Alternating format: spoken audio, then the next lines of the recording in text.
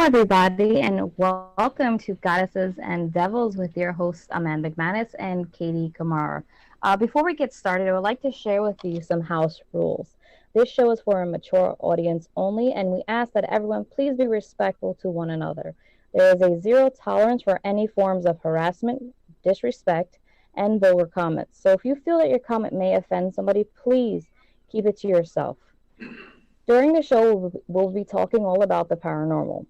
When we think of the paranormal, we think of mystery, the unknown, the strange and unusual. We can't help but to wonder what exactly lies beyond the shadows. I guess you can say that there's a little bit of a character Alice in Wonderland in all of us. We all are curious to see what's in that rabbit hole, what adventures will be in store. This is why many believe the paranormal field is interesting and exciting. However, what people fail to realize is that the paranormal field and the paranormal is actually real. That some, like my guests that we have on here today, spend their whole life researching and helping those caught in the in-between, helping those who found something hiding in those shadows, and helping those who have found themselves victims of the paranormal. So without further ado, I would like to introduce to you our guest, Mr. Chris Mckinnell. Chris has been a part of many well-known investigations. He is also the grandson to the late Lorraine Warren, who are considered to be pioneers in the paranormal field. Hello, Chris. How are you? I'm great. Thank you very much for having me on. Thank you. Thank you. It's an honor to have you on our show. And like I was saying, unfortunately, a lot of people feel like the paranormal is something that is so intriguing that they have to find out this information. And a lot of times they find themselves caught in situations where they realize what they're searching for actually does exist. And I know you spent your whole life researching these events. How has this affected you in general? That's a great question. And it's hard to answer. I don't know who I would be if I wasn't this person. Um, my whole life has been about looking for answers. And over the last few years, that's changed. I have to admit, I don't believe in my lifetime we're going to really get those answers. And I'm more focused today on just helping the people in trouble and not worrying so much about really understanding what I'm dealing with. Right. Well, see, and that's the other thing. A lot of people, like myself, who have abilities similar to what your grandmother had, also find it that it is difficult to reach out to anywhere. I'm talking about people, establishments, associations. They find it really hard because a lot of people view this as something that is more of a psychological manifestation versus something that actually is physically manifested through energy. And I know that your grandparents, they actually set up foundations and research centers dedicated to supporting individuals like myself who have abilities, who find that they need an outlet. Now, do you have abilities as well? I do. I've always had them, but you would think with my grandmother being who she is, everything would be just hunky dory, but not really. I didn't know what I was dealing with, and it just wasn't talked about in our household because my mother has never liked the paranormal, and my father was far too rational to believe in it. How is that? So How is that totally possible though? Because I know that the biggest people that are involved in the industry are the ones that actually hate the things that they deal with in the industry or dislike it. So how is well, it that my mother never actually did anything with the paranormal. Oh, okay. Um, she has no gifts. She didn't inherit them. It is normal for it to skip a generation here and there, but these gifts are genetic, and they are very real.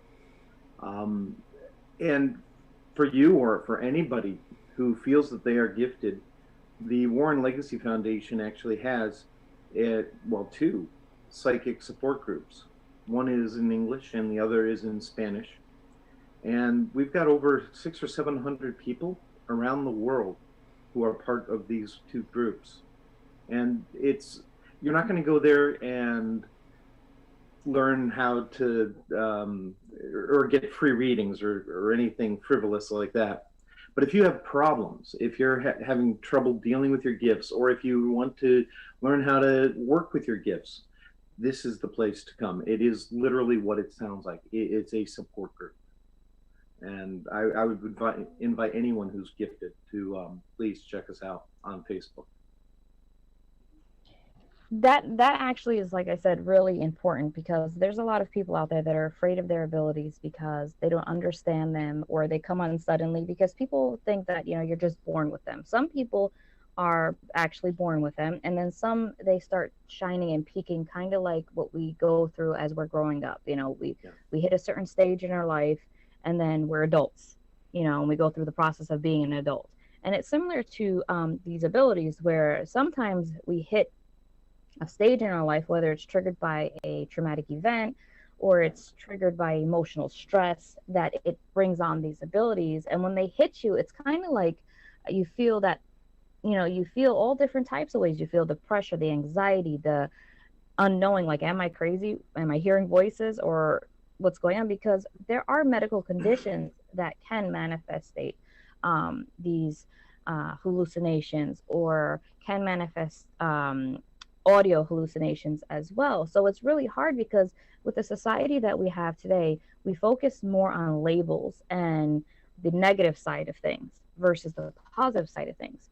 And so what me and Katie did with our show, Goddesses and Devils, we wanted to do similar to what you're doing in the foundation with support. We wanted to have a platform where people can come and listen and get information on topics that are usually not talked about. And the reason is that we fear a lot of things, and that's one of the things that make us human. We have that fear.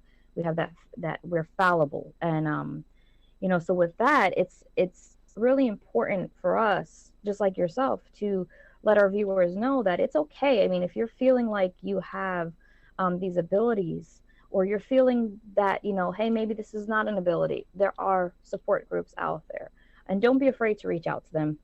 They're there for that reason, to offer that support. And so I know a lot of my viewers are probably like, well, let's get into the supernatural stuff. So that's how they normally are. They're really interested. They have great questions.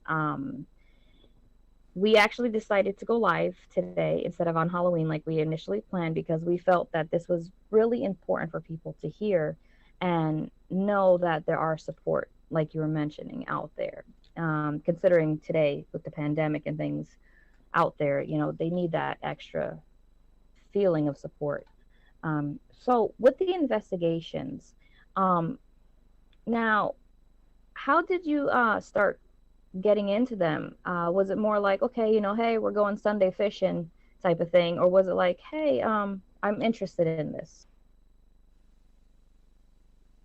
I could not honestly tell you. I was so young, and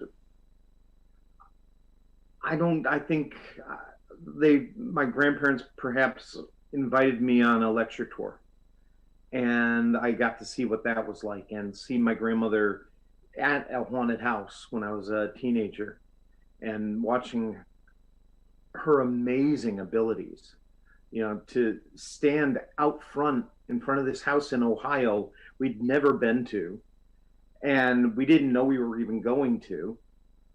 And there's a reporter there who's been writing a story, and he's got his notes, and yes, my grandmother is rattling off these amazing things that are going on in the house, like an apparition that is dressed with a butcher's smock, and it's all bloody, and he's bald and fat, and he smells like rotting meat.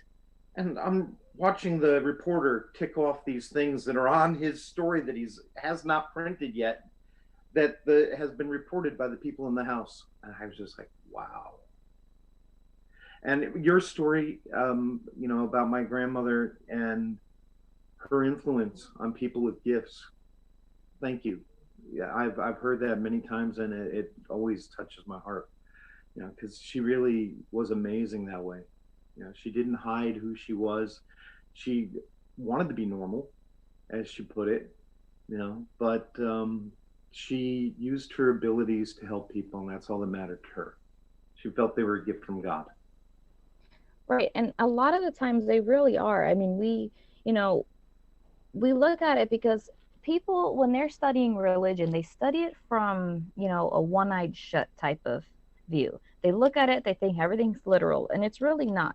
And what religion teaches us is to be faithful. And, there's so many other stories, and they're reference stories, so that way we can, connect those pieces.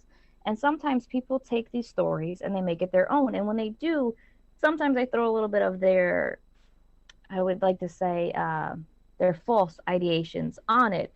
And when they do that, they tend to look at people who have abilities as being evil or going against God. And that's not true because, um, like I said, I've researched your grandmother ever since I was younger because of my own personal abilities. And it was nice to see that there was somebody out there like, hey, look, this is me. I'm different and it's okay, like you were saying. And she made me feel that it was okay. And the thing is that I come from a family who are just all gifted. My children are gifted, my sisters are gifted, my parents are gifted. And so, but we really, like you said, we really never talked about it. And when things would occur, my parents were like, well, you know what, if you're not comfortable with it, you can tell it to please go away. This is your time, your space, and you have nothing to say to them. Please leave. And she goes, and if my mom used to tell us, if, and so did my dad, if, they were persistent, we could always sing the song. And when we sung the song, it should, in a sense, make them leave us alone. And that was the song Jesus Loves Me. Mm-hmm. And so we would do that. And in my house, I actually grew up in a very active home. The drums would play downstairs in the music room by themselves. The doors would slam. We would hear things getting thrown down the stairs. And we didn't ignore it, but we didn't feed it the attention that it wanted. And that's the thing. When they are supernatural manifestations, a lot of it is they seek to be acknowledged. A lot of them are not negative. And we think that when they're throwing things or moving things, it's like, okay, because they have it out for us and they're evil and they're just all demonic. And that's not true at all. No, no, no. Most cases, it's a human spirit. And even when it's an inhuman spirit, most of the time it's still not a demon. Demons are not that common. They're not out to destroy all life on Earth. We're more concerned about, for instance, poltergeist phenomena, which can be caused either by a human living person who's hooked into some other energy and combined with their own latent psychic abilities that are uncontrolled, things start flying. Or it could actually be a ghost, like you were saying, that's just trying to get your attention. So it takes your keys, or it takes something that you just left on that counter, and then it's right back there 2 days later. That's to literally just get your attention. But when they start taking religious objects that you have faith in, then you should start questioning what you're dealing with. That's chances are, unless it's like your sweet Italian grandmother that loved that cross and just wants to take it to show you that she's here, unless in that unlikely situation, great. Otherwise, I'd be starting to worry. Right. And that's what, and that's what it was with us particularly. It was a human spirit that literally was attached to the property. It had nothing to do with us. And then we had our occasional relatives that would come in, and we'd see our grandmother, coming down the stairs, and we're like, is that you? You know what I mean? And so we never really feared it, but it can be startling. It really can. Just because you have abilities doesn't mean that if something bangs, you're not going to jump, because that's our human nature. It's our, flight or fight kicking in. And during investigations, I know you've done some with your grandparents, and then you've done many on your own. Mm-hmm. Now, how have they affected you? Have you learn more from them? Have you changed the way that you, because I know you also do demonology as well. Um, does it help you better your approach? Absolutely. My grandparents were amazing, and I learned an awful lot from them. But they were also very Catholic, and their deep way of dealing with things was very Catholic. They worked with Buddhist monks and rabbis and other religions whenever they needed to for the family, but for themselves, their understanding of what they were dealing with was always rooted in their own spiritual beliefs. I, on the other hand, have lived on 5 continents and over a dozen countries and been to 2 dozen others. And one of the things I've noticed is that we shape the manifestation of a haunting based on our cultural and religious beliefs. So if you're in, for instance, China, you're not going to be possessed by a Christian demon. You're going to be possessed by a Buddhist spirit, because that is the way we perceive these things, and that's what terrorizes us the most. Just like the human spirit just wants recognition, these negative spirits want to feed off of your negativity and bring you down, and then feed off of that. So they'll prime it and get you afraid, so that you'll jump at every little thing that happens around you. Most of the time, it is a great idea just to ignore it when you can, and not to feed it. Now, you mentioned about the demons being rare. Why is it such a negative connotation to demons if they are so rare? When people, everyday people, just look at other people in terms of possession or otherworldly, supernatural doings, we just say, "Oh, that's the devil," or "They're possessed." Why does it have such a negative connotation when they are, in fact, rare? Whenever in a Christian culture, whenever we interact with these spirits, they are destructive. They they live off of negativity. That's what empowers them. And they will seek to destroy your life and destroy you, uh, including killing you. Mm. So that there's a good reason for the negative aspect to the way we deal with them. Having said that, I just spent time in both Portugal and Brazil, where there are religions based on both African and Brazilian origins meshed together. And these religions will work with negative spirits. Some of these negative spirits they feel are actually helping lost human souls find the light. And they will work with these spirits to try to figure out why this person is under possession, and then to release it without confrontation. It's not something I understand, but it's something I certainly I want to understand much better. Hmm. If I can do an exorcism without a destructive confrontation, of course I would prefer to do that. Going back to what I just said, why is it that we are so misinformed about what a demon or a human spirit is, even if the human spirit is angry? How do we know what the difference is?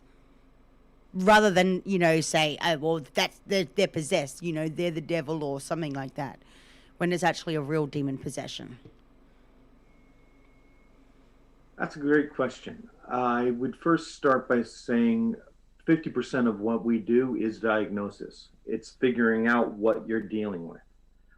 Human spirit operates with free will, and it is actually much more difficult sometimes to deal with them than it is to deal with something demonic, which has to conform to certain rules and expectations that have been set up. Regardless of what religion it is, they will they will act the way you expect them to if you put the faith behind the ritual you're doing. If you believe in it, it will work. Because in my experience, God doesn't care what religion you follow. God only cares that you're reaching out to God. As long as you're doing that, your ritual will work. It's all about energy manipulation. Um, but there are these inhuman spirits that are destructive all over the world. They just manifest differently and have to be dealt with differently based on the faith of the people you're dealing with. It's always about their faith and about helping to empower that so that they can overcome the spirits that are there. Right, because I've actually, I've done some casework, but I don't really immerse myself in it too much because I have my family, I have a job, I have school, I have so many things that I can't focus my intent on doing things like this. And a lot of times, too, it has to do with the investigator themselves. When they're investigating these phenomena, they really need to have a certain mindset. They have to be strong-willed, strong in faith. They can't be going through bouts of depressive manners, because these then create the perfect recipe for a negative attachment. And I'm just adding to what Katie asks as well, Mm. and I'm just answering that as well. Yeah, So ego is when another big problem. Right, exactly. And me and Katie, we study ego a lot. And, when you feel that you're a certain way mentally and you allow ego to take hold of you, you're doing more harm for yourself, believe it or not. And this is just in life in general. It's not Mm-hmm. really regarding the supernatural. But when it entails the supernatural, it's kind of like you are stripped of all your antibodies in your body, and you are just this open vessel for negative attachments. And a lot of times, people with a negative attachment, these things, there's stages to it. So first there's it doesn't straight go into possession. It goes No, to infestation small, first. right, manifestation, and then oppression, and then possession. And I've dealt with somebody who was in the stage of manifestation and in between the stage of oppression. They were in those two. Mm-hmm. And this person relied heavily in black magic. Well, this is why you ran into the issue you ran into. Yeah. And we relied heavily on the Catholic Church to help us. We went down to St. Patrick's Cathedral in New York, and we had a ritual done, and we had we lit candles. We did everything that was asked of us to do in order to cleanse this person. But the problem is that we are our worst enemy. And even though we can remove this entity, people think that when we remove it, it's gone, that it can't come back into your life. Not true. Right. And it's just like an ex-boyfriend or ex-girlfriend, that's just like, it's exactly what it comes down to. It's a relationship. If you don't deal with the underlying issues that made you particularly vulnerable, then it can come back and hurt you. There's a very famous case that I worked on with my grandparents, Maurice Theriault. He's known as Frenchie in the Nun movie, which, by the way, the Nun never existed. Just putting it out there. And the Annabelle movies are complete fantasies as well. They're not based on the real stories of Annabelle. Just, again, complete honesty there. You just dampened my whole theatrics about watching movies now. That's Sorry okay. about that. Continue. I can, honest to God, I've lost the train of thought. I apologize. Where were we? Oh no, we were talking about how that when you don't fix underlying issues within yourself. Yeah. As I was saying about Maurice, I apologize. And this is actually one of the worst cases I ever worked on. Maurice was a French Canadian farmer living in Massachusetts, and he had been horribly, horribly abused by his father, who was just a monster. And one day, his father called him and said, Maurice, I just want you to know that I love you. It's the first time he had ever said that to Maurice. He then put the phone down without hanging it up, picked up a gun, went in the other room, killed Maurice's mother, and killed himself. When we were working on this case, I saw Maurice come under possession. I saw him have bloody crosses on his back. And then when I asked him for the t-shirt, which was soaked in his blood, and he handed me the t-shirt, there was no blood on there, even though there was still blood on his back. It was gone. So I couldn't even get it tested. I had the photos, but that was it. And the day of the exorcism, Bishop Mckinnell came in with my grandparents and I, and a few other people that we were working with, and we were there, well, me and the other young people were there to make sure Maurice didn't attack the bishop while he was doing the exorcism. And Maurice's head splits open, his eyes take on this like snake-like look, his skin gets all scaly. That's only can be seen on the video, not in real life. It didn't show up in real life, which is amazing. This is long before we had digital effects and stuff. And it, you know, he was drooling blood, crying tears of blood, and in tremendous pain, and then he came under possession.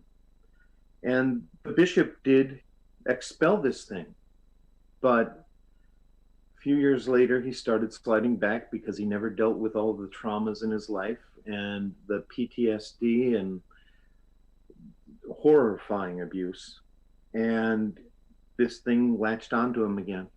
And one night his wife came home, he grabbed his shotgun, he blew her arm off, dragged her back in the house, and just before she thought he was going to kill her, he killed himself. He recreated exactly the same circumstances as his father. We should have dealt with that underlying problem. That's one of the big lessons I took from that. Unfortunately, we didn't know at the time. Right. Well, another thing is when we think of demonic possession, we could think of infection. So it's the way we look at infection is a communicable diseases that can be spread from one organism to the next.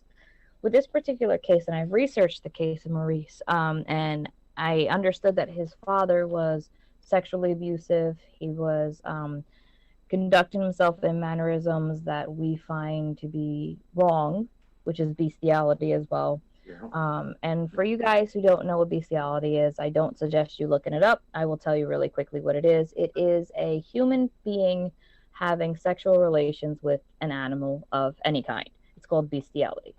And now his father partook in things like that. So his father was really a very sick individual. But what I understood from this case and when I was researching it, it kind of seemed like that once the father started acting in these particular, patterns, he started a pattern, the father, the abuse pattern. Yes, he could have been a jerk his whole life and abusive physically, but other things that he was partaking in kind of resembled, a possession in a sense. So is it a possibility that the father initially had this attachment to him, and then once the father, you know, perished because he took his own life, is it a good possibility that this thing was pretty much wearing down the father in order to attach to the son and continue its trend of destruction? That actually is an interesting theory, and I'm surprised I never thought of it myself. That's really good.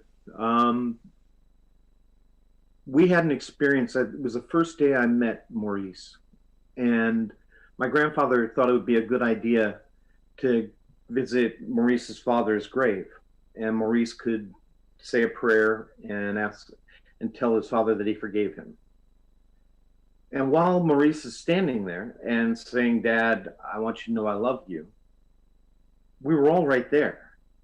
And it was like a giant fist just came from underneath and gave him an uppercut, knocked him, honestly, 10 feet backward, flying through the air and flat on his back. And you heard the punch. I've never seen anything like it. So that kind of power, to go back to an earlier question, that's usually not human. It takes an incredibly focused and angry human spirit to be able to manifest that kind of power. And it's not something they usually can sustain for very long. It happens, but it's rare. Right.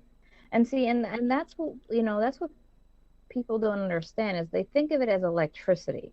Well, electricity is energy. It's a different form of energy, but the human body itself runs on electrical impulses. And that's why we have firing in the brain. Our dendrites fire, and they go through a synapse. And we're energy ourselves. Like if we can take one of those machines that measure energy, we can see that we run at a certain amount of megahertz. So, and that's pretty much what it is. It's a transfer of energy.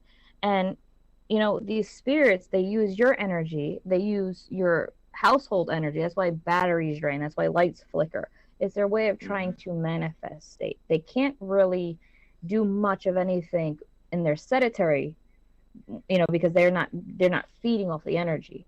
And that's kind of like what people call energy vampires. Some people go out there in the world and they tend to love making people's life miserable because it soothes something inside them personally.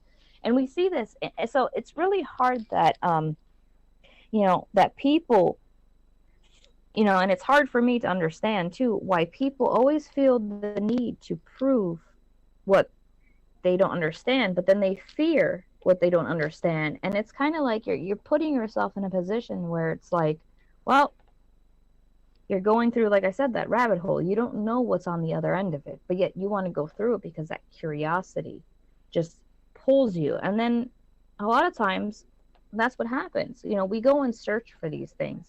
And there's a lot of cases out there where you have individuals who are mentally ill who say the devil made me do it, or with the Son of Sam case, he said that the dog told him to do it. Yep. Now, he got ruled that he was psychotic. But there's real cases where animals actually do manifest these type of residual energies, or these energies, because I believe I live in Connecticut. You're talking about the Lindley Street case, huh? The Lindley Street case, yes.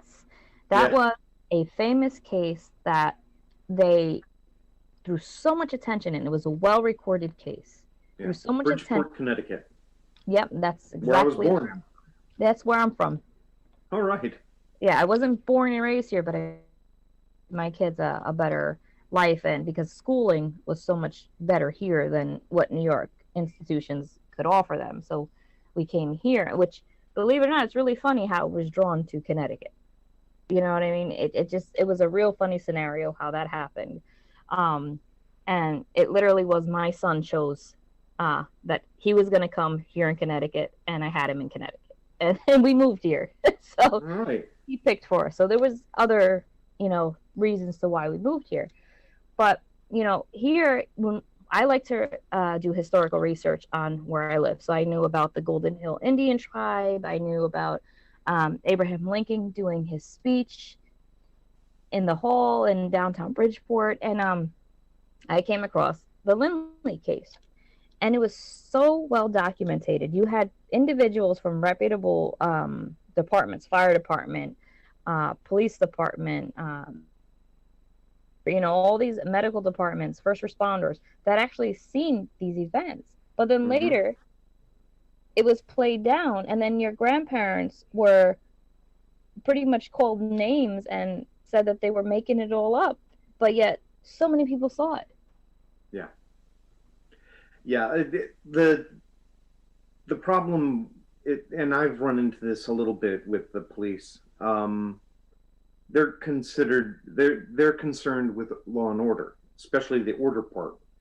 And things got really insane, and Lindley Street is this backwater little street, but it's necessary if you want to get to St. Vincent's Hospital around the corner. And the gridlock was so terrible, people couldn't move anywhere. And it was creating a nightmare for the cops. And they basically said, look, this isn't real. This is crazy. Just everybody go home. And there's a great case, which I'm sure is what you were going to bring up, which is this black cat came up the stairs into the kitchen from the basement, looks at the cop and the priest and says, "Go to hell." We've got of that, and it was the guys that then were saying nothing really was ever right. And it's like, well, how do you explain it? And what they blamed it on was the daughter, that the adoptive daughter was the one creating these issues. And there could be a good possibility that when they adopted her into their home, this thing saw the opportunity, because she did have, she was in an orphanage. She did go through some situations. Mm-hmm. She was weak in the sense of, in a new situation, she was. Absolutely. And they would say the child made it up for attention. And I honestly feel like, yes, there are cases where children seek attention, but they do it in different ways. They don't go through this whole process and they're like, no, it's ventriloquism. The little girl knew it, and that's how she got the cat to talk. I'm like, well, from what the research says is that this voice was not of a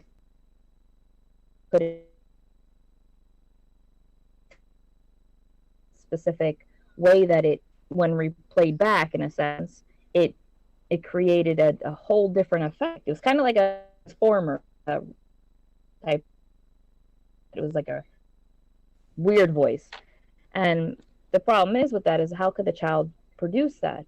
So they blamed the child. They called the family, that they were fake and they were believing the lies of a child. And then they went ahead and pretty much said that your grandparents used this to promote their fame, which is not true, because they didn't collect money. They didn't gain anything from this. They didn't ask for any money to do these researches. They did it out of pretty much the kindness of their heart. You know what I mean? And a lot of that, I believe, stems back to the fact that when originally what they would say, your grandfather would draw pictures because he was an artist, and then your grandmother would knock, and then they realized she had this gift, but then they would sell the painting. And just because people, in a sense, want to sell their art or do whatever they wanted to do in that sense, people think that they had some sort of negative intent when they did these things. And that's no. Back in the early 50s, they were kids. My grandfather got out of World War II, and he was probably 19. He started when he was 17. And by 1952, at most, they were 23 or 24. And he had just gotten out of art school. They would read about a haunted house, go to that house, do a painting on a dish, and then my grandmother would bring it to the door to try to sell it, because she was just looking for a way in the house so she could use her gifts, and they could figure out what was going on in there. And she was the more charming of the two by far. But they didn't start doing lectures or books until 1968 was their first lecture. And that was only in their own town, where my grandfather was having an art show, and he was asked to talk about the paintings. And they happened to be about cases that they had worked on. They didn't hit any kind of fame or recognition until the 70s. So, for well over 20 years, they worked in complete obscurity, never interested in money. Right, exactly. And, and when people look at psychics, some of them do charge fees for their services, but people understand it's to scam people. These people actually do, a lot of them can be scammers, believe it or not. There are people out there that take pride on scamming people who are in weaker positions and who are suffering. And So there are out there, yes, but not all of them are. And it's just kind of like with the good comes the bad. It's just the way it works. And there's some psychics that I know that will charge for readings or donations or whatever. But like I said, a lot of it is donations. It's because they're putting in the time, the energy. Because what people don't understand is that when you're doing this, you're kind of a conduit of this, and you're it takes a lot out of you. You're subjecting yourself to possible attachments or manifestations of some sort because you're bringing these things forward. And so it's kind of like they're doing a service. So if people Absolutely. would pay to go get their car washed, why not pay and get a reading when this is what you're seeking? And then later you turn around and say, well, I didn't like it, they're fraud. You know what I mean? And that's what we see. We see a lot of misconceptions out there, and that's with everything. You Hmm. know, that's with everything. When you sign up for the army, they tell you, you know what, everything's going to be good. You're going to do this. It's going to be great. And people go in there and they're unhappy because this is Of not what course. they thought it would be.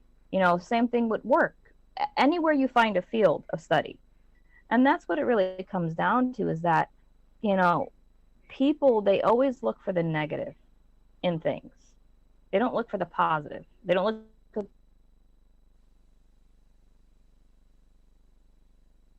And there she goes again. I think Zoom is Yeah. possessed. Well, she's got a point, Yeah. and I work with psychics who do charge, Mm-hmm. and it takes a lot out of them. You have to understand that they've got to live just like anybody else, and I don't have a problem with their doing that. Um, if you're looking for a good psychic, I suggest that you look at the reviews online. Google them. Yeah. That's a good way to figure out if you're dealing with a reputable person or not. And I've dealt with this before. I mean, a lot of my gifts are now coming over to the forefront, and I'm like, well, hold up. I have a background. It's my job. I've got a background in psychology, so I kind of sit on that fence where I deal with the paranormal. I walk between two worlds. I am very, very, very gifted, but the problem is, I don't want to be charging for something that I'm driven by intuition to know that underneath the circumstances of asking or requesting for a reading in the first place is none other than a psychological or possibly an ego problem, which needs to be really dealt first before having an actual reading. Because the majority of people out there, and I mean, and I'm not casting out those people that actually legitimately have readings for specific reasons, but the majority of people that do just request for readings are looking for love, money, and God knows what else, the general stuff. Yeah. And the problem is with that, you're playing one of the biggest illusionists in the world, and I call them an illusionist. Is I can't remember the name, but um, he came across as someone that was a psychic medium who who made a lot of money decades ago. Come to find out that he was extremely gifted in psychology, and he understood human behavior. So he Yeah. preyed on people for it. And when people are looking out for good psychics, it's very hard to determine whether somebody who has a full on psychic background, legitimately, or whether they actually have a psychology background or a background in social science. Where they know, they've studied, they've done anthropology, they've done human behavior, they've done psychology, they've done, and it goes right into different aspects of things. And so that's when when why. you when you start to label, getting Hmm. back into an earlier part of the conversation, and you say this is psychological or this is psychic, I think you're putting something in a box that shouldn't be in a box. The power of labeling something changes it, which is what I see all over the paranormal. when you label it as one thing or another, that's what will manifest for you, Mm-hmm. because your own psychic abilities can do that. And then if we define what are psychic versus intuition, where do you draw the line on intuition versus a psychic ability? If Yeah. your knowledge in psychology and sociology and anthropology combine with gifts to create a greater intuition, do we say that's not um, a psychic ability? I don't know. I don't. I'd like to say that I had all the answers on what exactly a psychic ability is, but I've seen them manifest in so many different and amazing Yeah. ways that are not the ordinary five senses. But to just even say it's clairaudience or clair gustinance or whatever, that's a silly little distinction for me. What matters is you are sensitive. You're sensitive to energy in some form or another, and you interpret it the way that works for your brain. Exactly. And I say this only in light, not to, just to bring out the fact that, there are a lot of people that are looking for people with gifted abilities to give them readings of any sort, to communicate with the other side. But how much of it is from the reader themselves is legitimate, and how much of it is actually preying on the person because they have that background? And so that's why when I practice psychology, but I don't come out and say, hey, I'm gifted, because there's a fine line between being a psychologist or being from a psychological background and being guided, which I'm very much an empath and intuitive, but and being gifted. So Mm-hmm. when people are trying to, going back to what I was saying before about the illusionist, yeah, he was a psychologist or somebody with a psychology background who preyed on people because he understood human behavior. Everybody wants love. Everybody wants money. Everybody wants this. Everybody wants that. These are basic human needs that can easily be read by the average human being without supernatural abilities. Yeah. And so, like Amanda said, there are going to be a lot of people out there and it's hard to discern what's what. When a psychic reaches out to you and what their main concern is, I have a special message for you, but I need you to help me by paying me a certain amount of money. Well, that's Yeah, that's a scam. well, Yeah, I've If seen. if you're looking for some good people, I know a number of them, and I can highly recommend them because I've seen them and do the most amazing things. the best of psychics or psychic mediums or even empathic intuitives, they don't charge. A lot of them do not charge for their services. They might say, "Hey, drop a donation or something like that," because time is valuable. But at the end of the day, most people don't charge. Well, I know a few who this is their livelihood. This is Yeah, what they've dedicated themselves to. That they believe that spirit wants them to do this, and so they do it. But they still have to eat and pay the rent and oh, that's everything else. exactly So right. yeah, they do charge, Yeah. and I'm okay with that. I don't charge because I don't have to. I'm on a pension and I can help people for free, and it makes me a very blessed and lucky person. Uh, and I and no one in the foundation is allowed to charge for their services. If you are helping a client, then that is free. Um, but what they do outside their own lives, whether they're doctors or case managers or whatever they are, they're getting paid to live somehow, and I understand that. Right, and see, and that's how I do things. Like I have a job, I have a family, but then I only offer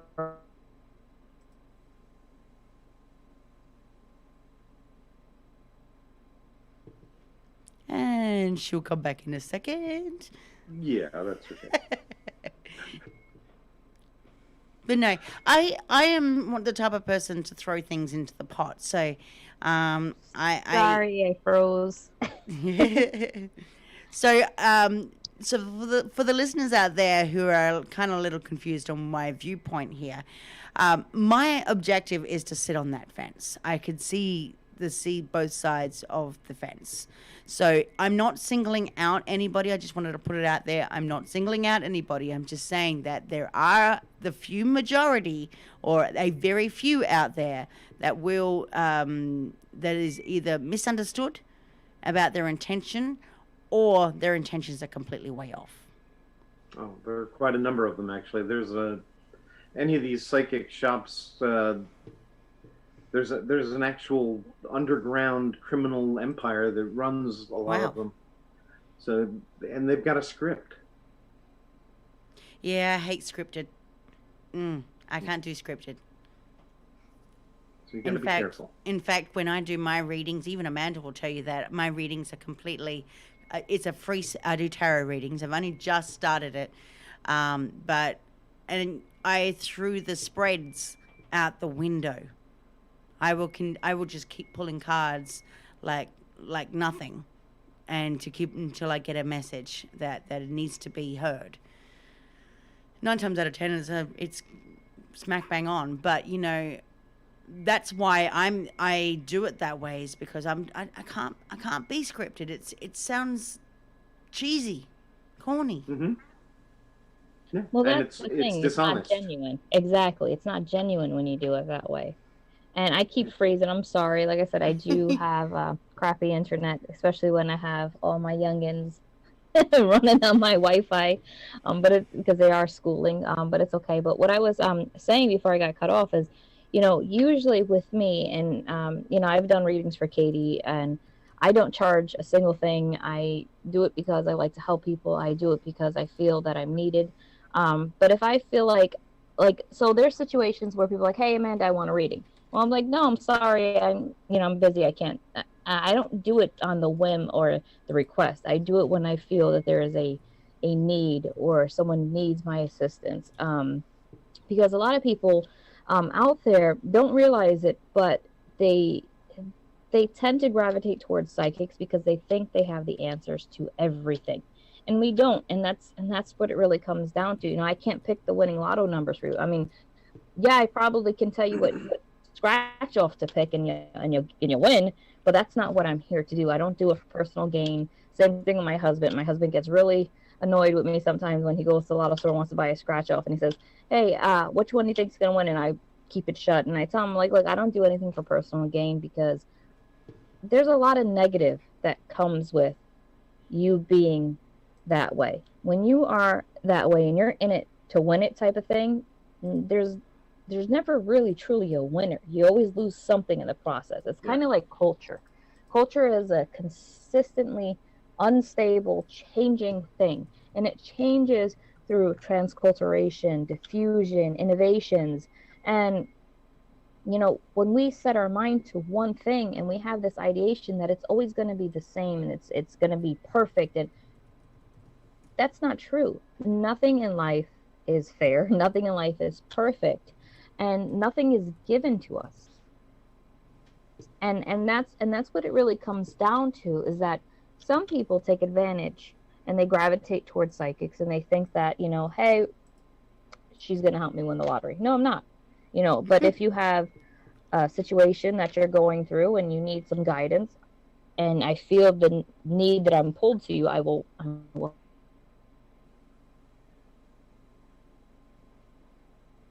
And the other thing is too is that a lot of people ask questions as well.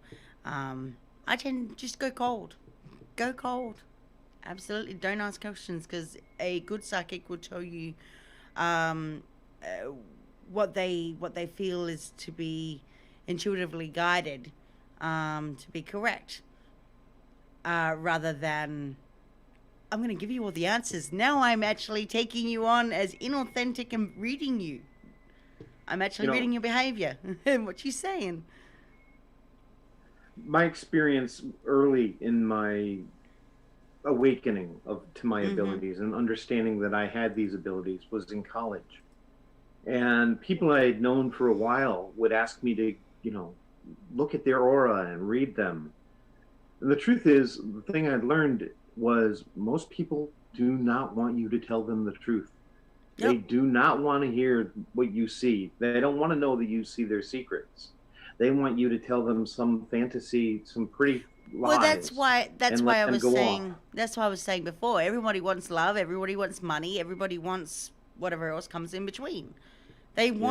They want a someone who is gifted and willingly pay them or seek them out for free, to tell them what could be in their fantasy world. Yeah. To give them what they want to hear, Yeah. not the truth. And I got tired of scaring people, and I suppressed my abilities except on cases for most of my life. I never felt comfortable with it. I'm far more analytical than I am psychic. Yeah, I'm like that too. Yeah, I actually have my own psychological background and things like that, and that, it tends to get in the way sometimes when you are doing psychic work, because you're like, okay, I gotta turn that side off and turn this one on, but then this one wants to come through, and it's kind of like you're at like a battlefield in your own head of, okay, how do I address this, or what should I do? And that's when intuition kicks in, because then it's like, well, let's do it this way. And so it's it's we're always developing, and we can suppress it if we want. We could turn it off when we want to. Some people, they haven't learned to do that, and it Right. becomes so overpowering in their life that some of them actually do suffer from manic states, Yeah. and it's because they can't do it. So people are like, oh, I wish I was psychic, oh, I wish I was gifted. Well, guess what, it is a gift, and I appreciate the gift, and I'm thankful for the gift, but not everybody can deal with the gift. Yeah.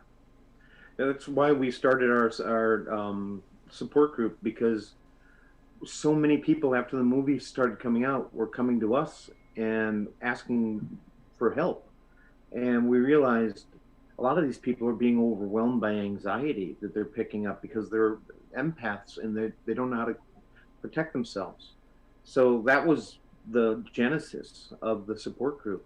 I It is a blessing and a curse. You see the world in a totally different way, kind of like, to use a scientific analogy, like a quantum physicist sees reality. You have had a spiritual shift, and quantum physicists often are extremely spiritual people because they understand that everything is truly connected. We are truly all energy, and that's all we are, is a web of energy interacting. We are the universe self-aware. That's pretty amazing, and we have the ability to affect our local environment. Again, quantum physics, and it's what keeps me going and keeps me up at night It questioning. is actually my very area of study, quantum entanglement. So, and once you start to learn about quantum entanglement, you start to see every bit of everything around you become entangled. Hmm.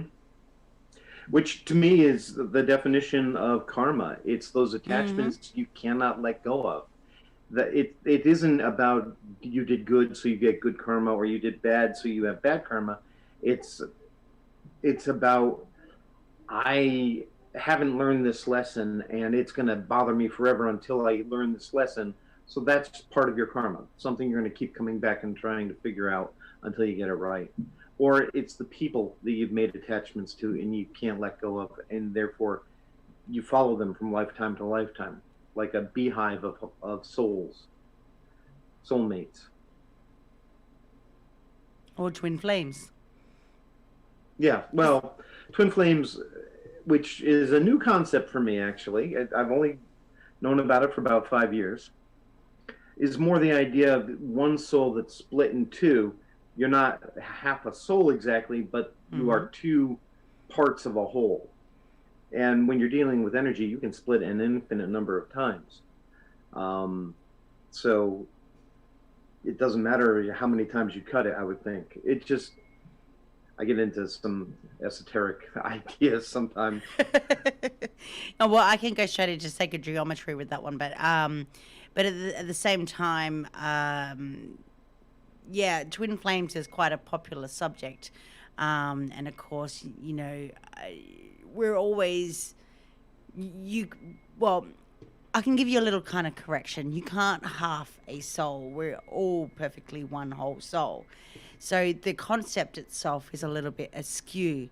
But there's other analogies that go with it that can certainly make it more distinct. But a lot of things, again, going back to what we were saying about psychics, again, this is a twin flames is another subject that is completely out there and has been labeled.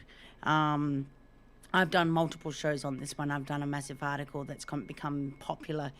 And I think we're back to the labeling things, trying to figure out what it is and what it isn't. And so people automatically seek for it in to the point where they just become obsessive. So we can take that if we remove the concept or the label of twin flames, we can just go back to the original concept, which is soul connection. Yeah, and see, and that's the thing. We can see how labels affect our everyday life, right? We can see how it Hmm. affects the metaphysics. We can see how it affects the paranormal in a sense, which is the metaphysics. It's other than science. It's something that science can't explain. That's why they have the meta part of it. Hmm. Um, and with this, when we do all our work and we're presenting this work and this research and we're studying and we're having evidence that is legitimate, it tends to be frustrating to many investigators that like, hey, look, here's your proof. You see, it's right here in your face. And it's like, oh no, it's nothing. It's nothing. No, it's nothing. You know what I mean? And that's what it is that society is so diverse in their ideations and their thoughts and their processing that we do our best with the work that we can do and the help that we can offer to others. And so Yeah. when you're going on these investigations, I'm sure you run into people who believe there's something going on, but don't want to believe it's supernatural. And vice versa. They don't want to believe it's psychological. Um, Right. and we have our evaluation is pretty intense. It's important to us that we get it right. We don't want to feed into a psychosis, and we also don't want to miss something paranormal, of course. So we do ask for evaluations, and we do ask for people to get checked out if we feel that's a necessary step. And 95% of the time, it is psychological only. The other 5% of the time, there's still a psychological component to the paranormal, and there always will be.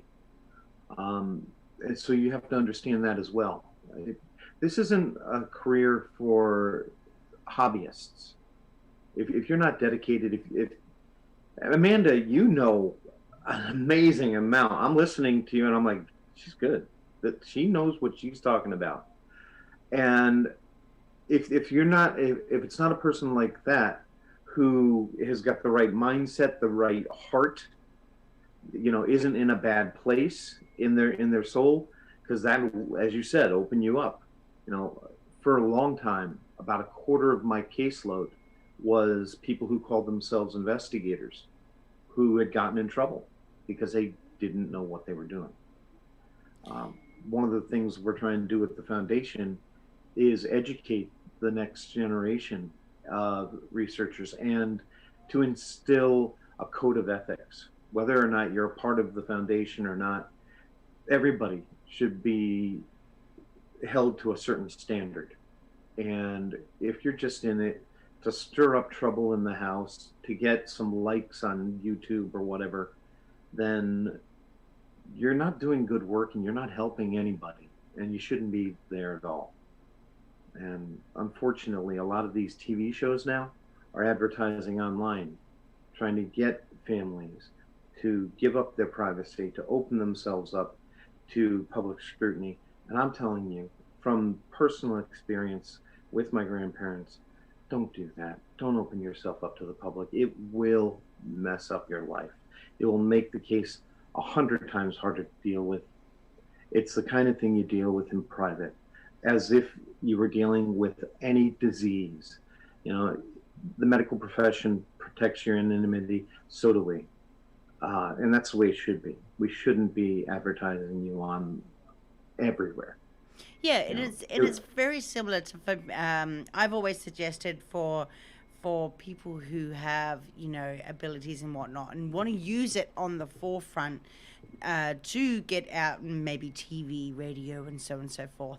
To actually have another modality and go down that route, but use the gifts as an added bonus to what they do, an enhancement to what they do, so that they when if and when it comes to a point where they do get burnt and up for public scrutiny, then they have something to fall back on, and and it could be in the same arena, just like for psychics. Psychics, a lot of psychics out there who are psychics also have modalities in coaching or spiritual coaching or life coaching or something along the lines of that, or counseling, mhm. because they know that without one you can't have the other. Because at the end of the day, I mean, what psychic abilities, when you do a reading, it's kind of counseling if you do it right. Yeah, it is. I agree with Right. you. It's taking the whole aspect of mind, body, and soul and connecting them to fix a problem. And the thing is that the psychic ability, psychic work is more of a Western concept, but we're starting to see it slowly start making its way to the East Coast. And because of your grandparents' work, that is one of the main reasons to why it started growing in understanding and popularity, in the sense of not fame, but in the popularity of, well, there's people out there that are able to help with situations out here, because a lot of times the church, Well,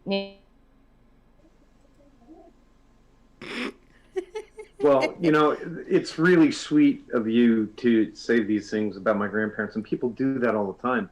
But the truth is, the spiritualist movement got started in the 1850s, and that drive to understand ghosts and spirit communication and psychic abilities goes back far longer than that, but at least that long is when it took on a social push in many different cultures, in France and all over Europe and North America, and then eventually down into South America. It was a big thing, and my grandparents did a lot for this generation to understand, but they had plenty of pioneers of their own who are really good and interesting people.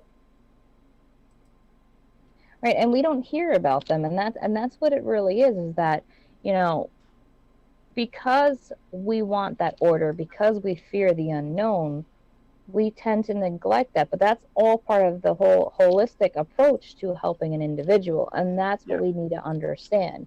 It's a yeah, holistic. Our body, yes, has a homeostasis, but it's the mind, body, and soul. Now, some people don't believe you have a soul. Some people don't believe whatever, but at the same sense, it's still working on the core of the person. And a lot of times when people go through an awakening, what they do is, it's more, people look at it as, oh, you woke up to these abilities. No, it's not that. What it is you connected with your inner self, you connected with your soul. mhm. And it's soul searching, and a lot of times when you awaken, that's when you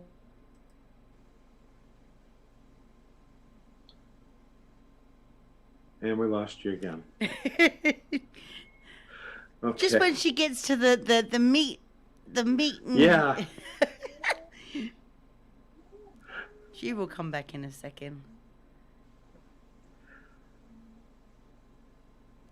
There we go. sorry.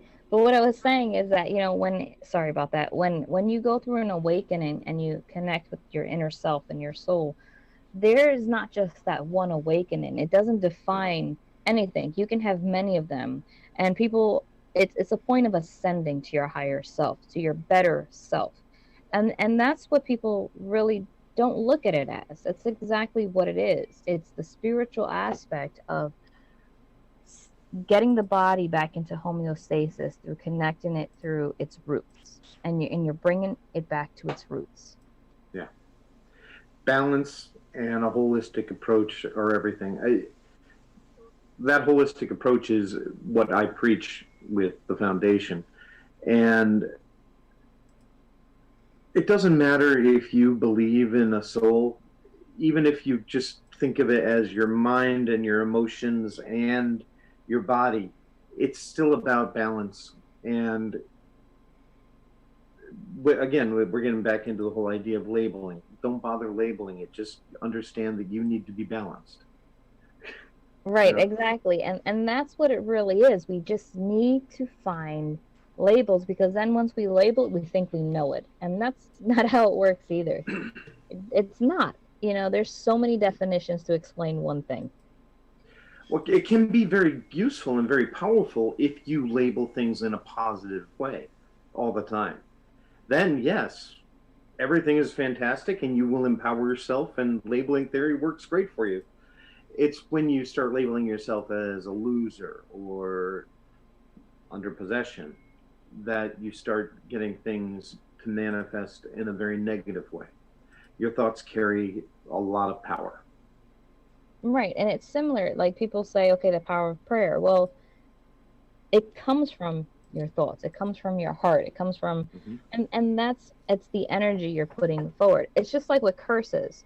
So with the cursed Annabelle doll. Mm-hmm. Now, with that curse, there's been people that have come across the doll when she was being moved around, and explained, because I know they were doing lectures and they would bring her and explain the artifact. So she's considered an artifact now.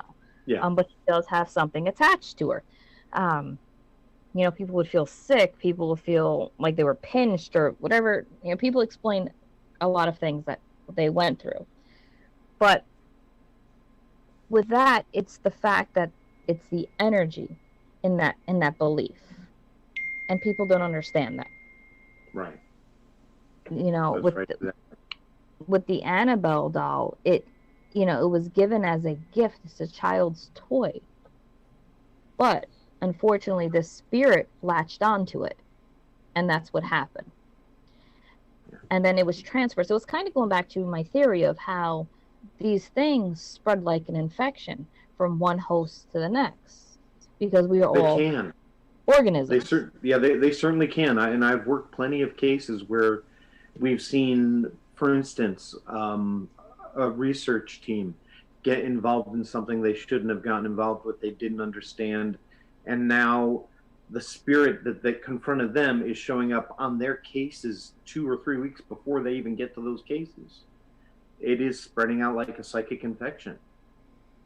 Right. And a lot of it is because we allow it to spread because we don't take care of it. It's kind of like Right. going to the doctor. You know what I mean? We're not Yep. taking care of it.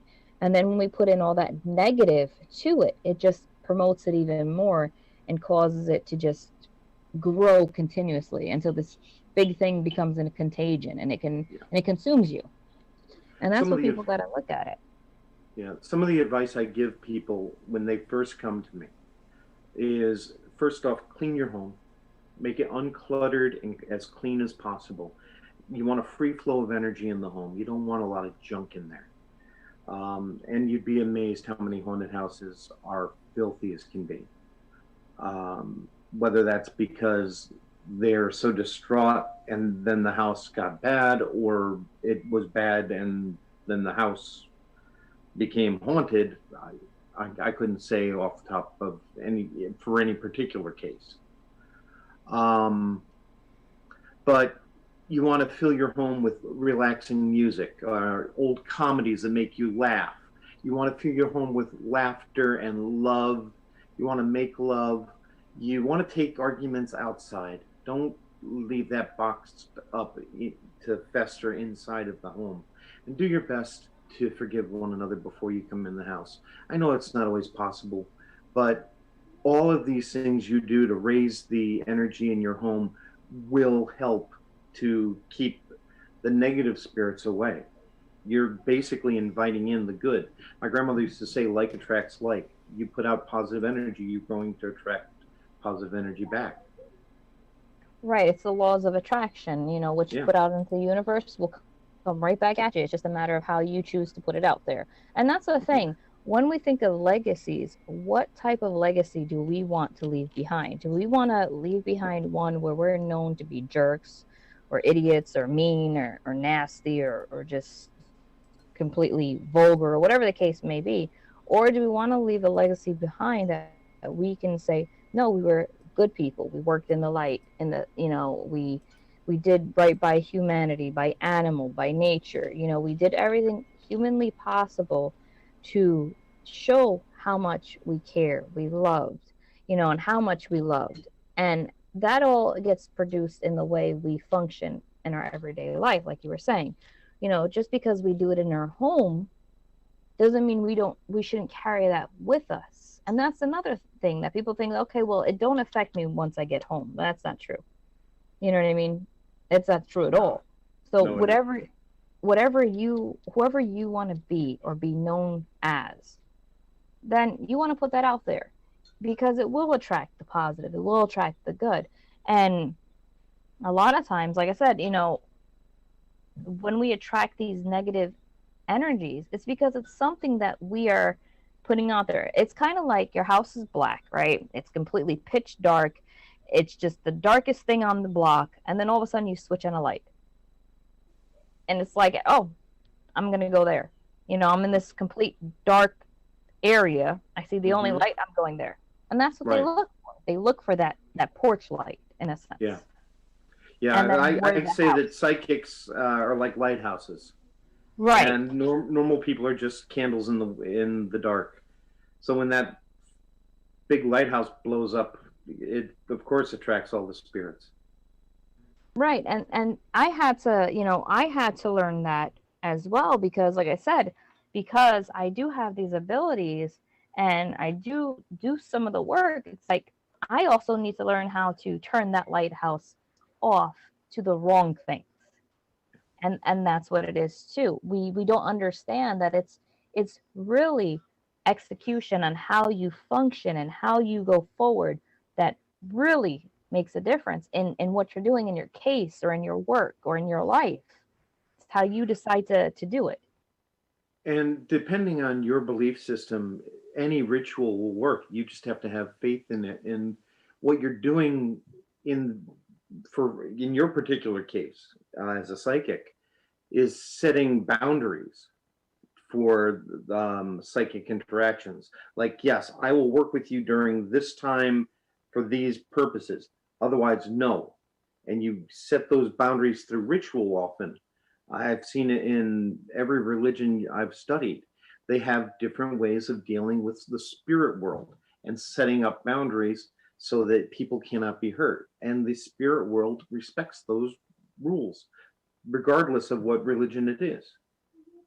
Right. And that's how I feel too. I believe that because when we look back in history, how much carnage did the development of religion take on humanity? It took a lot out of us. And a lot of religion, people don't understand, was very paganistic based. And that's where we came from. Those were our roots. Hmm. So when we're out there and we're talking to the plants and we're doing the things that we're doing what our ancestors originally did, and we're promoting growth and love and that's what it really comes down to is that people have to understand that, like you said, and I believe the same thing because like I said, I'm God fearing. That's my direction. I don't go dark. I go to the light. That's who I am. There's other people who don't, and that's totally okay. If that's where their belief system and their faith lies, then you know, love and light to you. Go forward, and I wish you the best. But when we start creating these rifts, we create rifts throughout a universal stage, and that's what it really comes down to. People agree, they disagree, but it's at the end of the day is where your faith lies. And mine lies in the creator, God. He has many names. Right. And I don't need to go to church. I don't need to become a priest or anything like that in order to show my faith my love, what the intentions, my true intent within me. But fun fact, I am a minister. Mhm. Not many people know that, but I am. And I don't preach religion. I don't preach anything unless that's what the person wants from me, and then I will do a prayer with them. But I don't force it upon anybody because it's not something that should be forced. And when I had my children, that's a decision I made, was that I didn't want to label them a religion or force them into one. I wanted them to develop their own religious path. Whether my daughter wanted to be a Buddhist, or my son wanted to be Hindu, or my other son wanted to be Catholic, or one wants to be Christian, it's okay with me. It's just teaching them that there's love and light within a creator was my goal. And that's what I've Mhm. done. And that's what and that's what the thing is that when we go on investigations, people think that they're going to say, um, you know, the rites, the ritualistic rites of an exorcism, and they're going to have the power to remove this entity or this being. And a lot of times it's kind of like they're laughing at us because they're like, oh, look at this guy. He really thinks this is going to work. You know what I mean? And it's like, it's comical when you think about it, because there are serious ramifications with delving into things like this. Yeah, And it's the power in the thought of the prayer and the energy in it that makes it work. absolutely. If you're So I not do it. focused in your intent and using those prayers to focus your intent, then forget it. Right. That they think that it's just okay. I'm gonna go say the The Our ritualistic, Father, whatever. the Our Yeah. Father, and it's gonna work. It's gonna work. Well, Not if you're yeah, not thinking about the words. yeah. Ideally, you would hope it would work, but I mean, if your intent is not set on it, then it's not gonna help you. And this is why we see, like you were saying, a lot of investigators get themselves into things and troubles, and it winds up causing chaos in their team, in their lives, and it follows them. It's an attachment, and the only way to rid yourself of something is to realize the origin, what you did, what happened. And by that time you've done 50 cases, and it's just like you don't even know where this thing came from because you're not focused. Your intent is not in the right place. And I know that you do. Like I said, you practice demonology. Have you ever had I, to do anything like that, or is it more of the educational aspect of it? I've never liked the term demonology or being termed a demonologist. That's something my grandfather called me 26 years ago, and I sure as hell didn't deserve it then. Uh, I accept it today, but I only accept it because I've studied so many different religions and ideas of what a demon is around the world. And my demonology isn't Christian, it's not Judaic or any other thing. It is global, and it has to be. It is uh,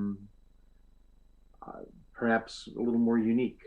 You know, there is certainly the anthropological aspects and understanding the origin of demon names and how they were actually gods that have literally been demonized by the either Hebrew or Christian faiths when they moved in and said, yeah, this is a demon, but they weren't. So the names and things as an exorcist, you know, the idea that the Catholic Church has put out is you must know the demon's name to expel it. And like this is going to give it magic power. I don't agree. I'm a minister too. And although I don't believe that you need religion to have a relationship with God, religion is it's a revelation that's been shared from somebody else through a bunch of other intermediaries until it gets to you. Whereas spirituality is a direct connection with God right there, from you to God, however you see God. Um, so for me, I don't think that when people start talking about the religion and everything else, it's like the fellow who's running around the bottom of the mountain saying that you're heading the wrong way as you're climbing the mountain to get to God. The only one not getting anywhere is the one who's not trying to get there. Right, exactly. And that's something that my parents have taught me when I was little, that your body is the temple. You don't need to go to a church, you don't need to go anywhere. Your body's a temple, and what you put out there is what your intentions are. And that's how they raised me as well. And back then it was a real ignorant look at religion to many, because they thought, well, no, no, no, you have to go to this specific place of worship. You need to go to this specific thing and do this specific thing at this hour. And that's what they thought of it as. And when people felt the opposite way, they started going away from their faith and belief because they felt that they weren't being accepted. And and that's the other thing. We hear the term demonologist or demonology and things like that, and we look at it. Well, where did all this stem from? Their labels that they were given a name, just like us. We weren't born with a name; we were given a name. We were labeled a name, and that's who we are.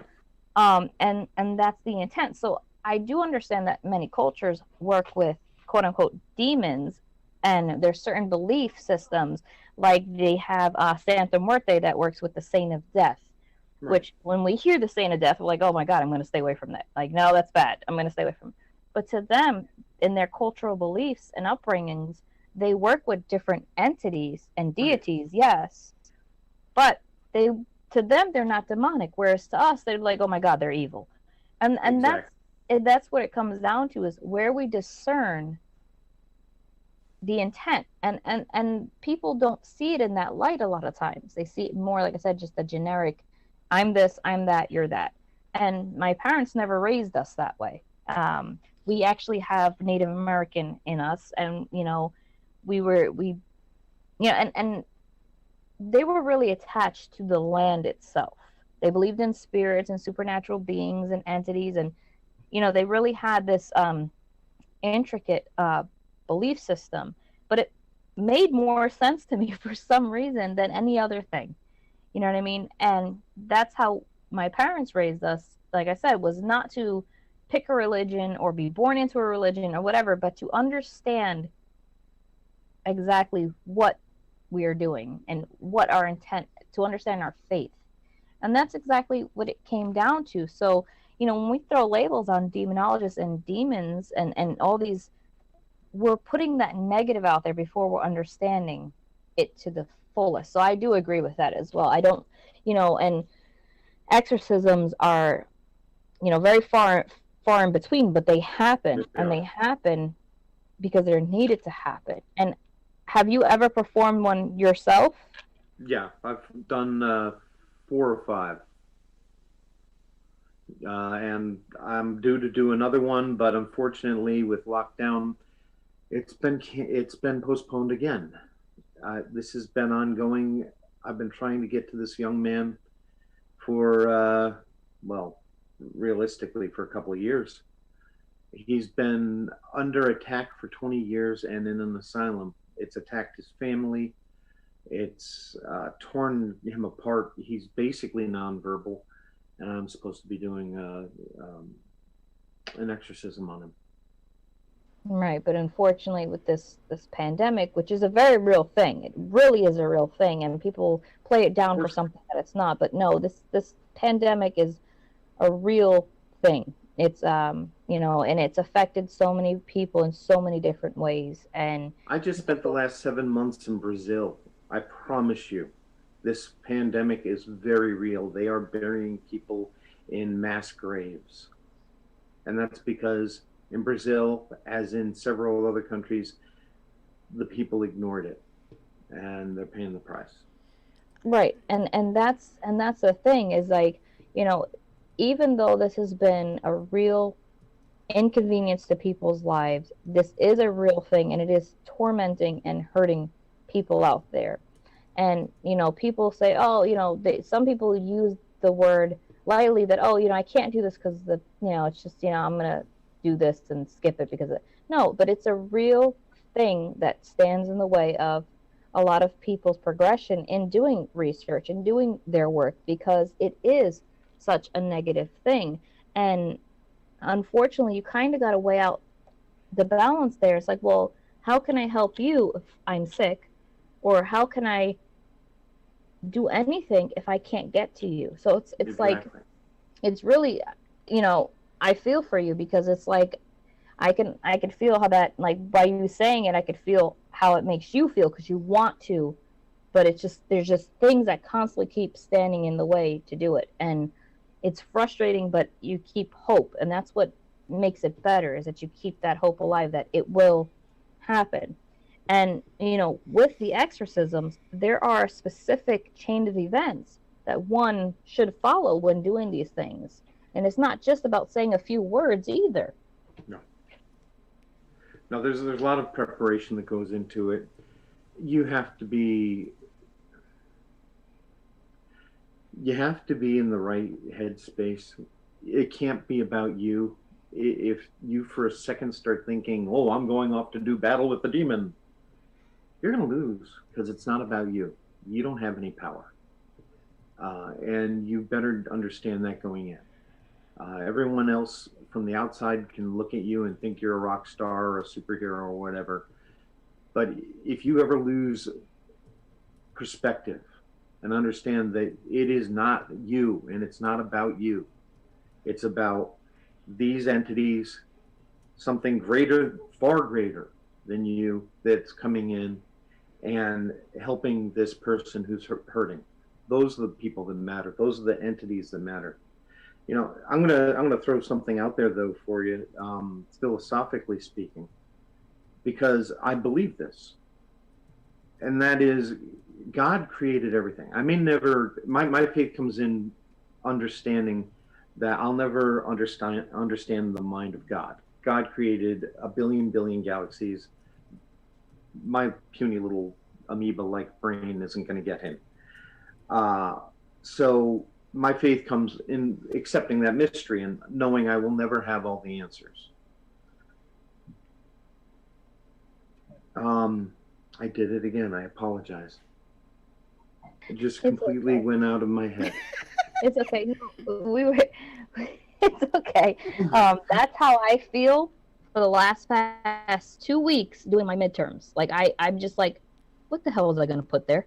Oh man, and then I gotta go look for it, and then I can't find it, and then I get so frustrated where it's just like, yeah. So trust I me, remember. I remember, and I apologize. it's okay. Um, I've been there. Trust me. It's but like if putting toilet paper in a fridge. You're going into the wrong direction for the wrong thing, knowing that you're going for the milk. like, I know I came in this room for something. What was it? Yeah, that's happened far too many times recently. Um, all right, but here's my point. Very simple, actually. God created everything. That means He also created these entities, and there's a purpose for them too. If you think of the story of Job, for instance, where God allows the Prince of Heaven in the Old Testament, Satan or Lucifer, to go and test uh, Job's faith, and can do anything except kill Job. And he kills everybody around Job to test Job's faith. I think that these entities, as evil as they are and as destructive as they are, and they can cause you true harm, the truth is, if you overcome them, you become a stronger person who's able to give more and get closer to God. I believe in multiple lifetimes, and that if you fail it in this lifetime, you're going to get the chance again and again and again to learn those important lessons. So we learn from adversity. We don't learn from all the good times. And I think that these entities serve that purpose to strengthen our lessons in life and strengthen our faith. Can I ask, what are the repercussions of someone who is and has been possessed, and the lifetime of issues that come with it after the expelling? It does affect people differently. Some people will become very withdrawn. Some people go into denial, and they just will never admit that it ever happened. They'll never think about it again for the rest of their lives. Others have a spiritual awakening and they want to start giving back to other sufferers and see what they can do to help. And those are the ones that are fantastic and I admire tremendously. But my personal advice to anybody for the foreseeable future after you go through something like this is take a few years off and get yourself together and work on strengthening yourself spiritually. Go toward the light. Stay away from the darkness. Often people will slowly be drawn back to the dark, and that's what we guard against. Right, and that's what people don't understand is that the dark is so invitable, so invitable in many ways. You get into habits like habitual things like drinking, smoking, drug usage. You're you know there's so many variables that actually go into this, and that's what people don't understand is that there's just no one answer to why it happens. But there are things that may possibly cause it. Mm-hmm. And that's what we do. We try to figure out the causation, but a lot of times, like I said, it could be with Maurice, for instance, that case. He was born a normal individual who unfortunately was born into a situation that was not right. And we don't ask to be born in these particular circumstances, but it happens, right? So I think in that particular case, like I said, my theory on it is that his father's demons were the ones that haunted him in the end. And that's why you see the replay of events, because that's what this thing wanted. And I think that's what it really comes down to, is that people want a complete answer to why. And that's the question. Like you were mentioning about God, we don't know all the answers. We don't know all the whys. He might, and he might have all the solutions, but it doesn't mean it was meant for us to solve at Right. that moment in time either. So, and that's the way we got to look at it, is we can't constantly beat ourselves up for the things that we can't control. And a lot of people do that. They want control. They want to control every aspect of their life. And that's just not how it works. I would love to control. I want to be a wealthy millionaire and I'm going to control this pathway and well, that's not up to me.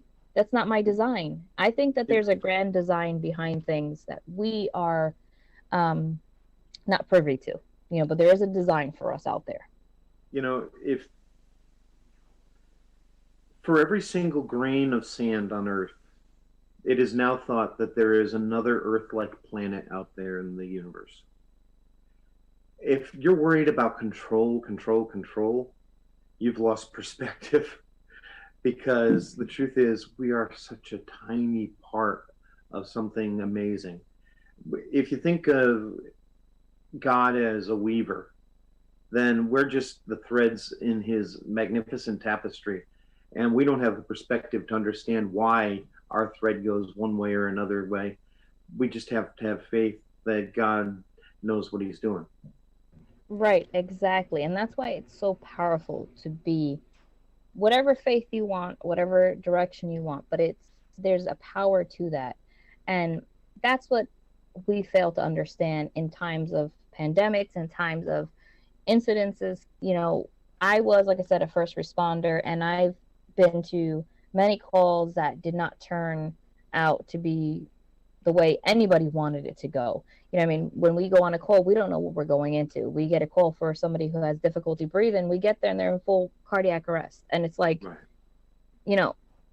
That's what it taught me being in the medical field, is that I can't control the world around me. I can't control everything.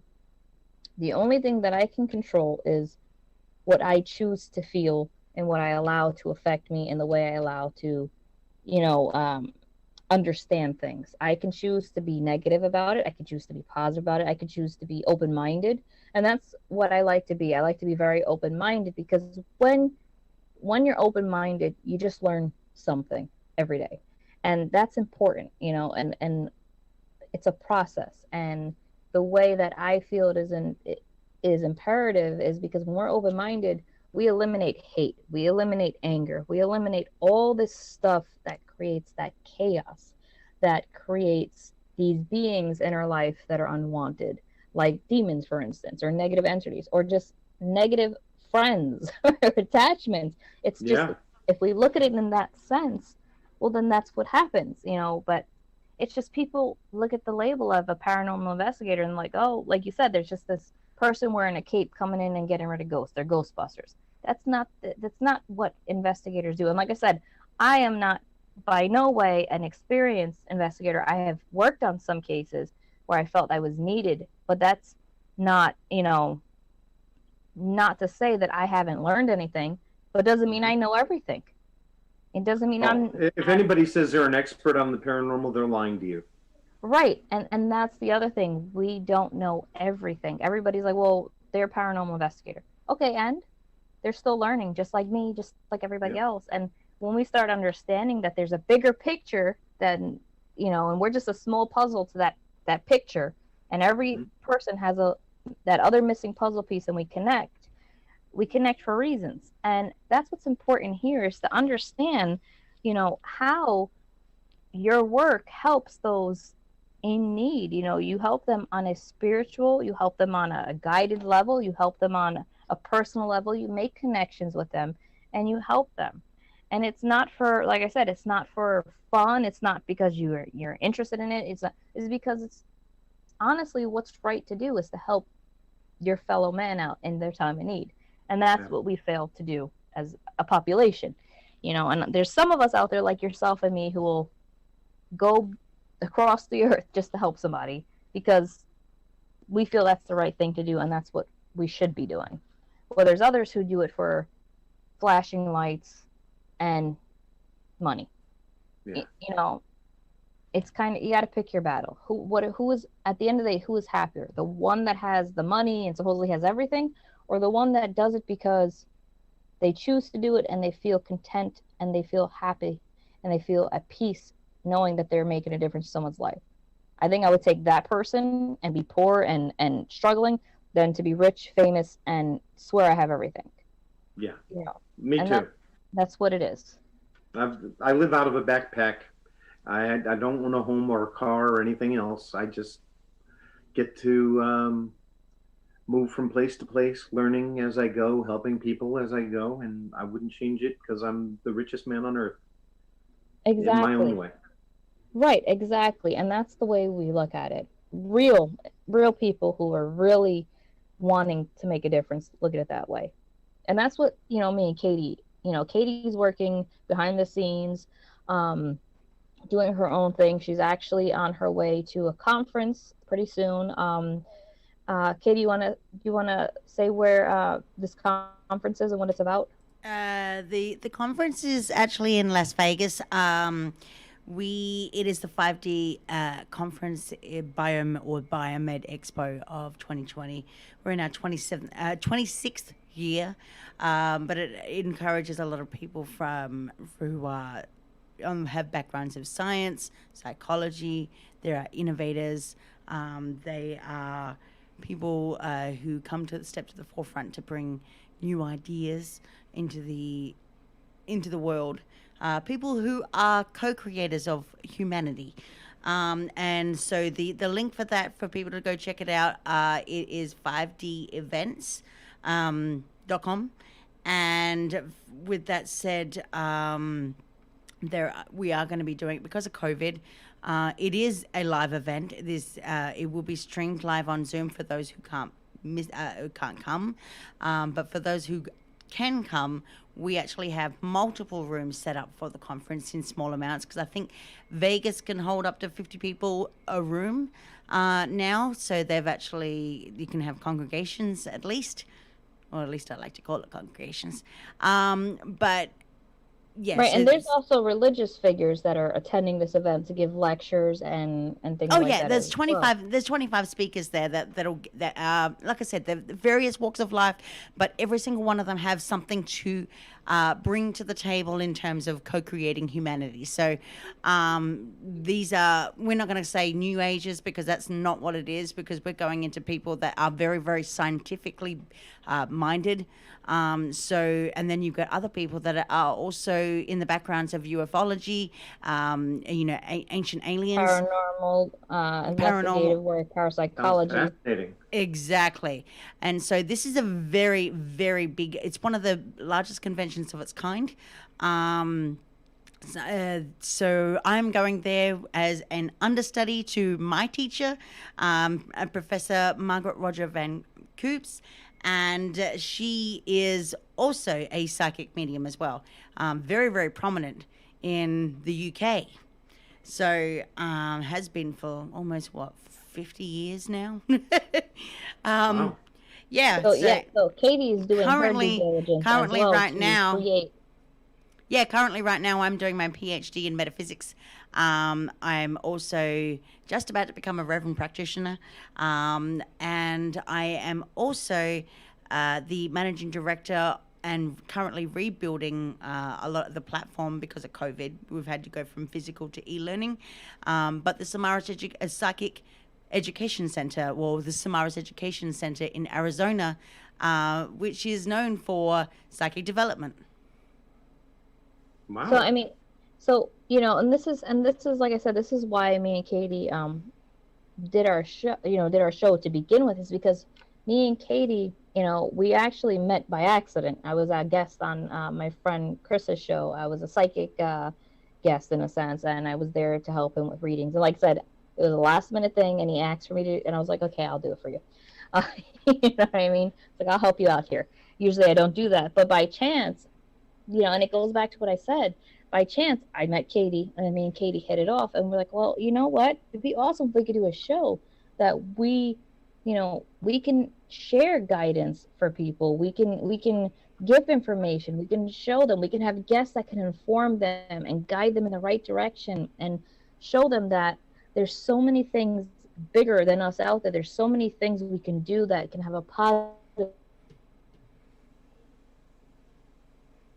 And we wanted to offer actually a new perspective on things as well, because there are a lot of, actually, there are a lot of men in the radio industry, but not enough women to share their views. So we offer an equal opportunity for men to come and join our show, and discuss their ideas in a civil way, an unbiased civil way.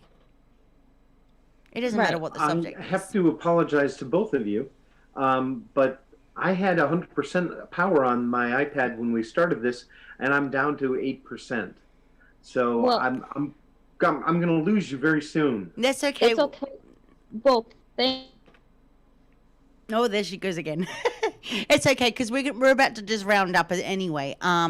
Chris, would you like to give out your contact details for the listeners out there? Absolutely. If anybody needs help, we don't charge for our services, and we never publicize your case. We may talk about it, but we would never give your personal details, so you would never be identified. We just want to educate the public. But you can reach us at Warren Legacy Foundation at gmail.com, or the Warren Legacy Foundation on Facebook, or Chris Mckinnell on Facebook as well. And we're here to help you. We've got people all over the world. thank you so much for being a part of our show. I know you're really busy, and like I said, I really do appreciate it. Like I told you how I felt before we started the show about you and your family and what you have contributed to, society, ourselves, and trying to help people better connect and understand. And I really appreciate. Yeah, she did it again. Well, I'll tell you what, I've been so impressed by both of you. I would love to have you both apply for the foundation. Love to have you join us and help continue our work. Absolutely. That is something that we can definitely be involved in. Did you hear that, Amanda? Great. No, my computer, I told you, likes to like just say, okay, shut up, you talk too much, and then just cut me off, and then I just go and I freeze. I didn't hear it. I'm sorry. I would like to ask you both to apply to join the foundation. I've been really impressed by both of you.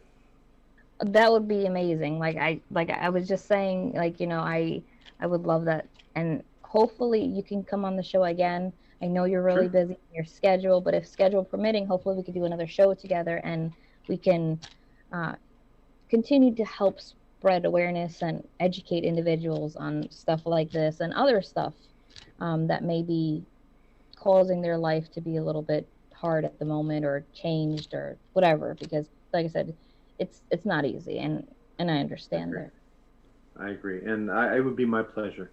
Oh, by the way, if anybody's interested, I also have a YouTube channel, The Warren Files. And we've got about 72 different videos on everything from Annabelle and Amityville to, well, just about every topic you can imagine in the paranormal Hmm. world.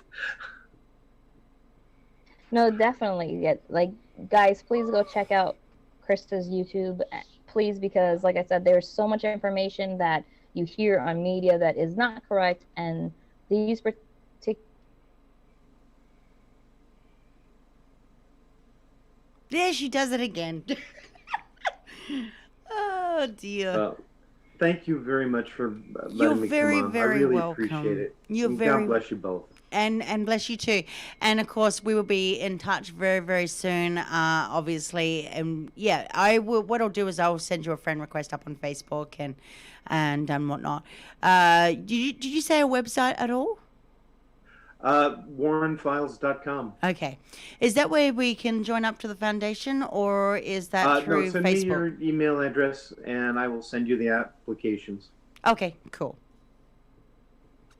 All right. Look forward to talking to you soon. Absolutely. Well, definitely. well, with Thank that you. Have a said, great day. you have a good. Thanks again. Okay.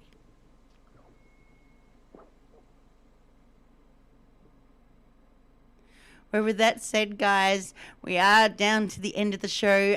We hope you have enjoyed today's show. I know that we actually have gotten done this live in the morning on the 15th of October. Only because of time restrictions. So we're dealing with time difference today. So, of course, we have done a special broadcast for you, which will be re aired on Hallows Eve. Um, for all you Halloween buffs out there that want to hear this show again, will be replaying it. But in the meantime, please go check out the website soma-fusion.com. Go look us up on Soma Fusion up on social media. You can find either me or Amanda up on social media as well. Go to the Global Enlightenment Radio Network.com. We're going to be having a huge paranormal. Well, actually, no. For the next 2 weeks, it's going to be paranormal, paranormal, paranormal. So, good riddance with Halloween. I swear.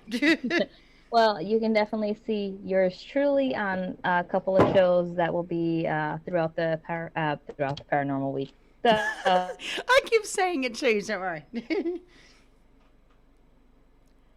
And she froze again.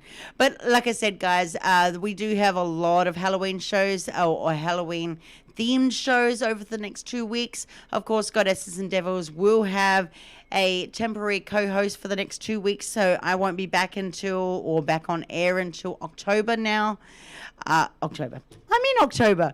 What the hell? I won't be back. Let me see when I come back. I will be back on the 31st. So, or the 31st? Yeah, the 31st. So, Amanda, in the meantime, in between now and the 31st, will have a co-host. Who have you chosen that to be, Amanda? so I will be having my good friend Christopher Wayne Fisher, and I will be having Chris Garcia in there as well. He will be there for the 24th. We'll have Chris Garcia, and like I said, for my co-host, I choose Christopher Wayne Fisher. And so, with that said, what else was I going to say? Oh, yeah, and this Saturday, in 2 days' time, we have Melinda Williams. She's a psychic medium as well, or a rescue psychic. no, a rescue medium, I should say. She will be our guest on Saturday, so don't miss out that live show at 7 p.m. Eastern Standard Time on the Global Enlightenment Radio Network. We encourage you to call in, of course. I think, are we doing readings that night? Yeah, I think that we could do readings. Like I said, we try to respect our guests. So if Melinda does feel that she is up to it, we will be doing readings. If she feels that for whatever reason she's not able to do readings, then we will just do a basic conversation. Uh, Exactly. and we do that, like I said, to respect our guests. We don't want to exploit anybody. We don't want people to feel that we are um that's not our intention here in Goddesses and Devils. As you guys know, I repeated 100 million times, we're non-judgmental, non-biased. We are here to make connections and build um that bridge in difference and create, you know, quality type of communication. We don't like inequalities. We don't like anything that is negative here in Goddesses and Devils. So we will not abuse our guests or Exactly. anybody like that Mm-hmm. on our show.